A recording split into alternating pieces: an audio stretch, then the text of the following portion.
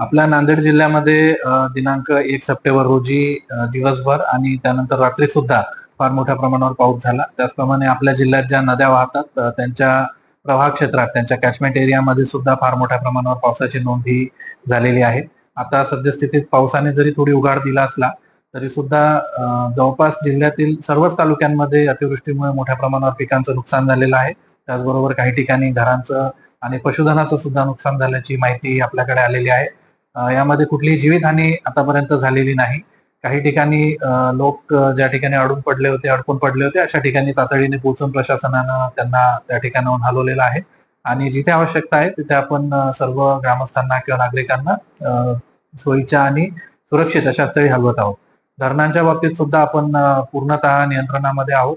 सर्व धरणांची प्रशासन आणि संबंधित जिल्हा प्रशासन या सगळ्यांशी आपण समन्वय साधून आहोत. विशेषतः तेलंगणामधले जे धरण आहेत किंवा जायकवाडी असेल किंवा मराठवाड्यातील इतर धरणं असतील ज्यांच्या ऑपरेशनवरती आपल्या जिल्ह्यातील परिस्थिती अवलंबून आहे अशा सगळ्यांच्या आपण संपर्कात आहोत.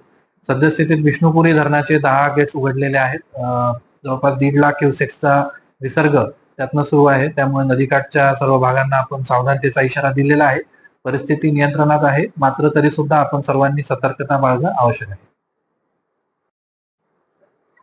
या अतिवृष्टीच्या परिस्थितीमध्ये एखाद्या ठिकाणी नागरिक अडकून पडले असतील किंवा एखाद्या ठिकाणी जर काही अडचण आली तर आपली सगळी यंत्रणा तत्पर त्या ठिकाणी पोहोचते.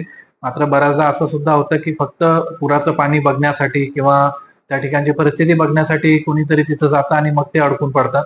त्या अनुषंगानं मला हे पुन्हा एकदा आवाहन करायचं आहे की कुणीही अशा प्रकारचे जे धोके आहेत ते पत्करू नये. ज्या ठिकाणी धोका आहे, जलप्रवाह मोठ्या प्रमाणावर सुरू आहे अशा ठिकाणी पाण्यात उतरू नये किंवा ज्या ठिकाणी पुलावरनं पाणी वाहत आहे त्या ठिकाणी त्या पुलामध्ये आपली गाडी किंवा वाहन घालू नये. त्याचप्रमाणे पर्यटन स्थळ जे आहे, सहस्त्रकुंड असेल किंवा नदीचे घाट असतात वेगवेगळ्या ठिकाणी, त्या ठिकाणी जर धोका असेल तर आपण जाऊ नये.